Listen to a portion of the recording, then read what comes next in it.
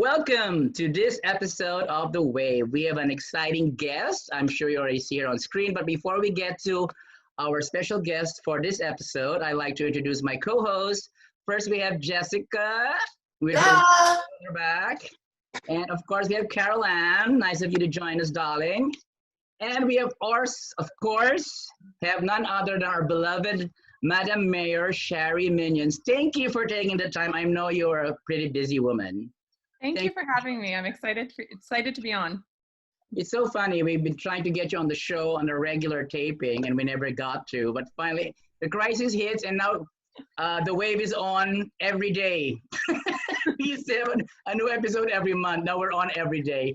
Thank you to Zoom and technology, and thank you again for joining us, taking the time to join us in this meeting, Mayor Sharie. So I'll start off. On a personal note, I know you are a very busy woman. You are a mom, of course, and a devoted spouse. You have your own household, and how many kids do you have? I have 4 kids. You have 4 kids, and you are on top of your being mayor, you also own several businesses around town. How are you coping with all of this? Well, some days better than others, and I think that's the first thing, and that's the most important. This has been, very challenging for everyone, but it's also been really great in a lot of ways. I've never had this much time home with my kids, and I won't lie and say it's always wonderful. It is not. Some days No, it's very challenging. But I'm really grateful to have this time with my kids, where even just getting to wake up and not have to rush to get them to school and get to kind of enjoy the morning instead of having busy, stressful mornings. So it's kind of just taking that in and appreciating that part of it. And then of course there are challenges as well, like having kids pop into Zoom meetings or I'm muting myself when I'm chairing a meeting because I've got kids asking me for things, and so it's been a new balancing act for sure, but I'm really enjoying it, and we're all just really doing our best to try to make it work and adapt to this kind of situation. So well, everybody's more understandable right now too, right? Like even like Jimmy Fallon and everybody else's kids are running in on their Zoom meetings as well, so we're not alone.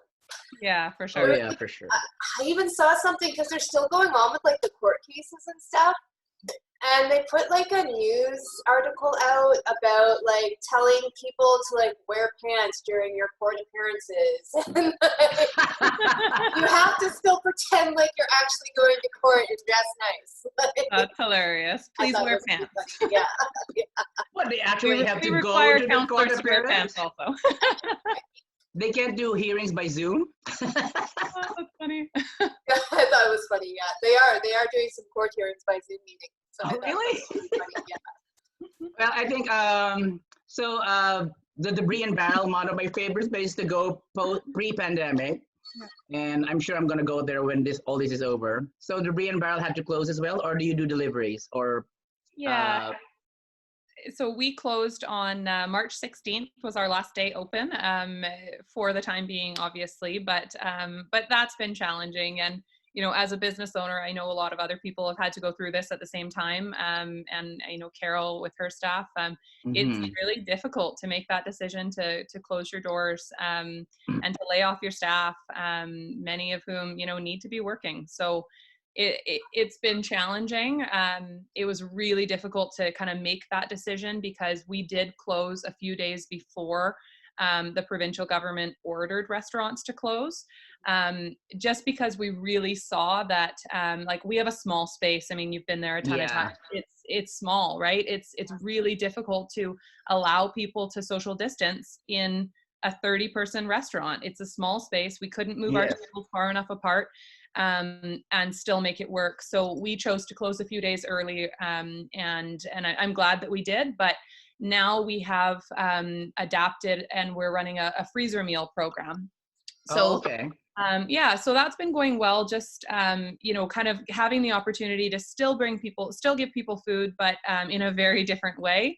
And it was originally just really hoping to keep one of our employees in the kitchen working who really didn't want to be laid off. And now we have 3 employees working full time on it. So I'm really thrilled with how it's going. Now, is Okay. it, you can actually get wine with your meals?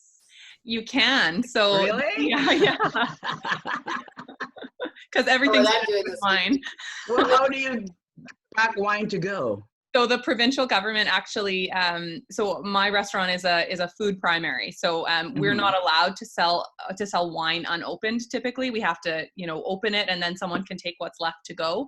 But the provincial government actually changed the regulations for food primary restaurants so that they can sell bottled, unopened beer or wine in a delivery format. So we Oh, are, okay. so a lot of people are ordering food and then having a bottle of their favorite wine with it. Well, we're not shopping, so we're not going to grocery stores, liquor stores, anywhere like that. Like I've gone to Double R Meats, and Flandangles helped me out today with coffee filters and things like that. But I have no wine. I can help you out with that. Oh, what a horrible situation. How are you living? Sharie How are you can help getting with by? wine, and then Dog Mountain can help you with beer and cider. It's all good. Absolutely. And I was really busy working one day last week, and I just kind of ran out of time in the day, and it was 2:00, and I thought, oh, I haven't eaten. And so I thought, where can I order food from in town? And we're all really, I mean, I think what's been one really nice kind of transition out of all of this is how conscious people locally are right now about looking for local businesses to support. That has been Yes, wonderful. that's wonderful. People are doing it with us. They're going out of their way to support our restaurant during this time. And I see people all the time just talking about how they've changed, where they normally might have gone to Walmart for kids' clothes, they're going to Clubhouse. They're just really going out of their way to look for local businesses to support. So I ordered lunch from Dog Mountain Brewing, and they delivered it with beer. I don't like beer, but for my husband, and they delivered it in like half an hour, and it was an awesome lunch. So it's just looking for those opportunities to support all of the businesses that are trying their best to stay open. I had all the girls one night, well, and Dawn, and we had a funk trunk clothing party. Yeah. And you know what? I got Via to support Zoom. then And I bought without this. having to leave my house. It was great. Absolutely. Yeah, it's been nice to see those businesses really adapting to change, to work with the times that we're in right now. And I mean, we don't know how long this will last, but what we do know is we really need our businesses to come back and be strong after this. So the support that we are able to give right now, and just being really aware of, every purchase you're making sure that you're thinking local first wherever you can. Oh, definitely. Going to help us all in the long run. We'll be opening up for takeout when our debit machine comes. We're having a portable debit machine, and John is busy building a at the door takeout door. Like, awesome. That's awesome. That's great. Yeah, that's very cool. As Gloria Gaynor said, I will survive. Anyways, Caroline, I'm going to you for the next question. So I'm just curious what's happening at your level, like the municipal level, in response to all of the present crisis. What's going on in the community right now? Yeah, so a lot is going on. So it's interesting, and it's been interesting over the last few weeks since this has all really started happening, because the municipal government doesn't really have a role in terms of subsidies to people, or, we don't have a formal role with providing housing services, that type of thing. But a lot of the issues that we're seeing in our community that, might be gaps in the services that other provincial and federal governments are offering. That's often where we end up kind of jumping in and recognizing a gap and bringing the parties together to address that. So from an operational perspective, the city and regional district have closed their facilities to the public. We did that a while ago. So you can't walk into City Hall, you can't walk into Echo Center, but those staff are still working for the most part. Not all of them. We have had to make layoffs, unfortunately, but they are still working, and you should be able to access city services and regional district services as you normally would, but not face to face. Occasionally, staff are taking appointments if somebody is not able to use Zoom or have a phone call conversation. But for the most part, we are really encouraging people to engage with us electronically. the city and the regional district have share the emergency planning function for the Alberni Valley. So where a lot of people's mind just goes to what is the city doing, the emergency coordination is actually a function of the Alberni-Clayoquot Regional District. So we basically about a month or so ago activated our joint EOC, so our Emergency Operations Center, and the city and regional staff, regional district staff are working out of that, or some from home, but are working on planning and coordination and making, addressing gaps in services and continuity of our services, which is critically important, making sure that people still have clean drinking water. If the water staff happen to get sick, making sure we have contingency plans for those things. So the regional district is leading that, and then I am the elected spokesperson for the Alberni Valley Regional District EOC. So most of the communications that you'll see coming out from both the city and regional district will come from me, because I've been elected the spokesperson for that role. So even though it's coming from the regional district often, that's why you're seeing my name likely attached. And I think communications is a really important piece of what our role is right now. I think, talking to the community about what's happening and how we're responding and what we're doing. And we are the most accessible form of government at local government level. Definitely. So, yeah. And so, when somebody, like somebody posted on my Facebook page today, I see people sleeping on the streets. What are we doing about homelessness? They said it a little ruder than that, but the question was, what are we doing about homelessness during this pandemic? And that's a great question. And we are, even though housing and homelessness and poverty are not municipal or local government issues, we are jumping in. We are facilitating joint meetings with all of the service providers. I had 2 meetings this week with BC Housing and Island Health. We've been meeting, we've been, we're coordinating because we're seeing some gaps in the services that are being offered. So quite often what a local government is doing is really just filling those gaps. So what other types of programs are being put into action in response to this crisis? So a lot of programs. So our whole EOC, what the EOC is doing has launched as a result of this crisis. But we're also trying to look at ways that just our regular government services can adapt during this time. So I mentioned that some staff have been laid off and other staff are being repurposed. So a lot of that work you might not see, but where, the pool, we normally close it for a month in the summer and do a maintenance. We're working on getting that, our staff are working on getting that maintenance ready to go sooner because we've had to close the pool. So we're going to close the pool now. Let's get that maintenance done now. So it's a lot of our effort goes into repurposing workers and figuring out how to restart our services as best as possible when this all is over. And then, some really fun things, like we've seen the city and regional district facilitating crafts for kids and putting it in a format where you can just go to the drive-through craft pickup center, because we want to make sure that our kids who are stuck at home during this time are not forgotten. This is a difficult time for children as well. I didn't even know about that. So tell me more. I have a toddler running around my living room right now.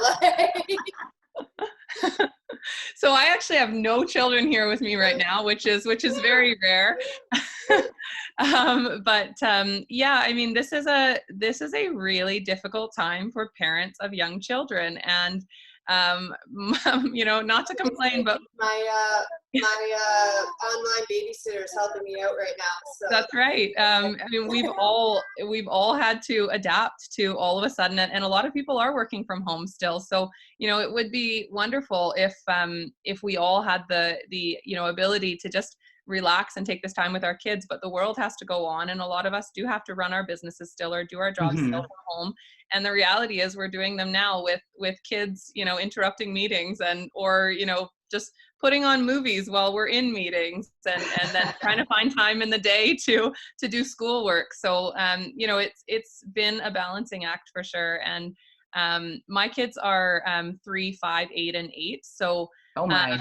They are young, and my 8-year-olds are awesome. They like, I can get them set up with, you know, a list of things to do from their teacher, and they will just sit and work on that project.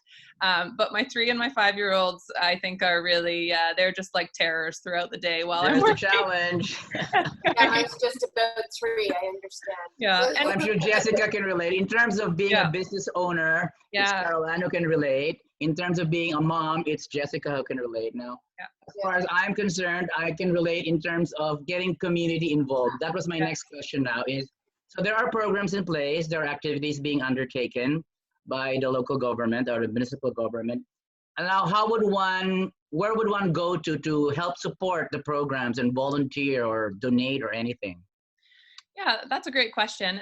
So there are a ton of great initiatives happening locally. I mean, you've had Michael Ramsey on, so you know about, you know, the food initiative that's been going on. I mean, that, And the ACCR, the Alberni COVID crisis response. for sure. And that initiative has been, I think, life-saving to people who, you know, use those food services that all of a sudden had to close overnight. And the amount of money that has been raised and the people who have come out wanting to volunteer has just been incredible. So we've really seen our community come together as a result of that initiative, which is great to see.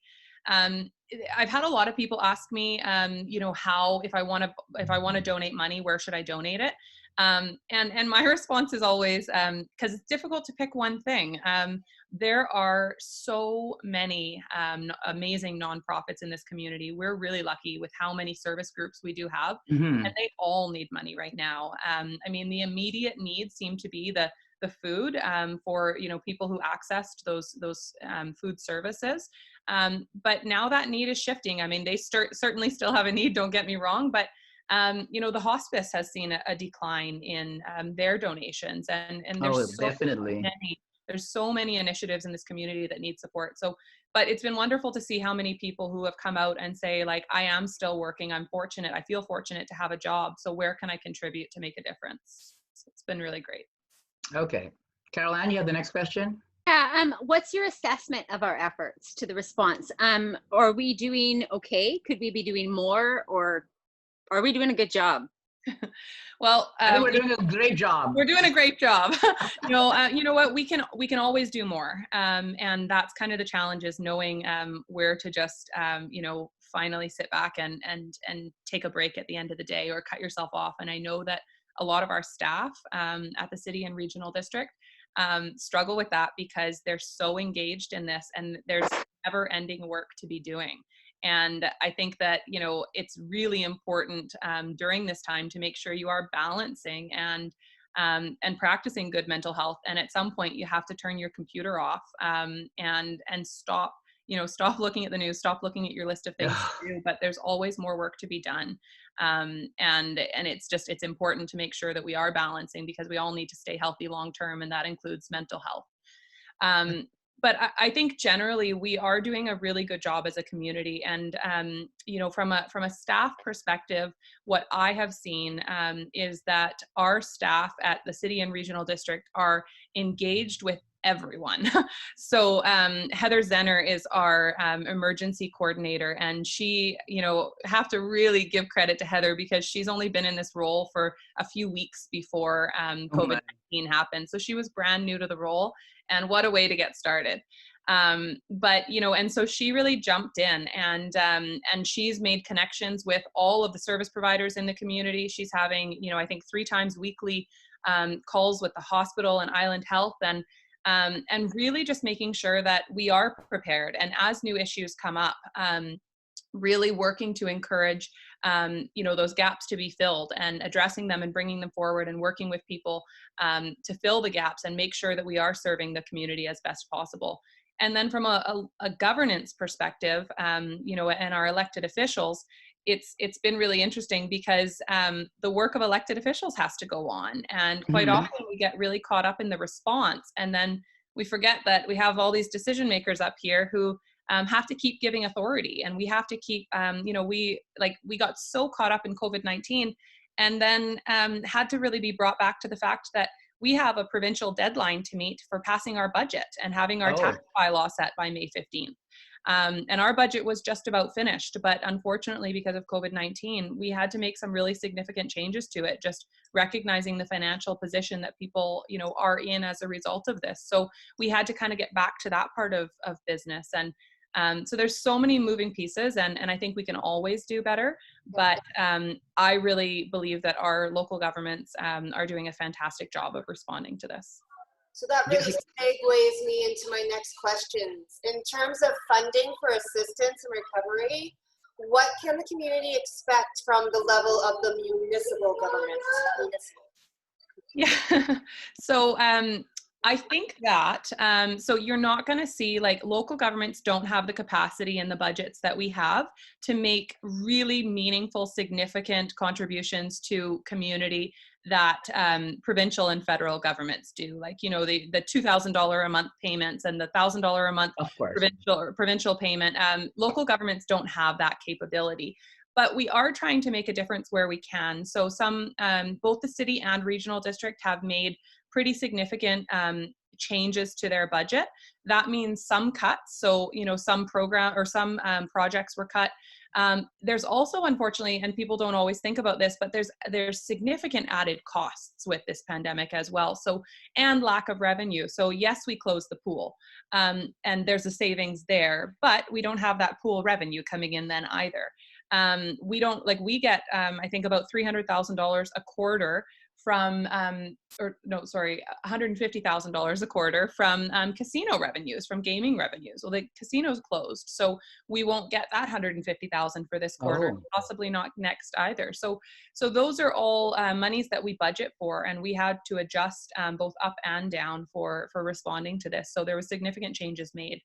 So we did both look to change our budgets, and the city hasn't passed ours yet. We will be considering passing our budget next week, but we did cut about $850,000 net of costs from our budget. Another thing that both the city and regional district are doing to help, just help where we can with people's financial situation, is we have waived penalties and interest charges for any, so for any late payments. We understand right now that people are their, garbage payments, or might miss their other utility, sewer and water payments. And unfortunately, it's just the reality, and we don't want to be penalizing people during this time. So we've waived those penalties and interest. We've also frozen sewer and water rates because we typically increase those 5% every year for the last few years. And we know those are challenging increases for people. We've had to do that to build up our reserves so that we can service our aging infrastructure. That work is really important. But because we've built up our reserves, we're able to put a pause on those increases so that we can address a more immediate need, which is helping people financially. So there's no increase to those fees this year, and we will likely start those increases up again next year because those monies are all allocated to projects in the future. So we're trying to make a difference where we can, and again, just recognizing that we don't have the large scale budget to to really subsidize people in a meaningful way. But I think every small initiative, yes, every little bit helps. People. Yeah. I heard something mentioned, I don't want to misquote anybody, but I just heard something mentioned about a recovery fund. Do you know anything about that?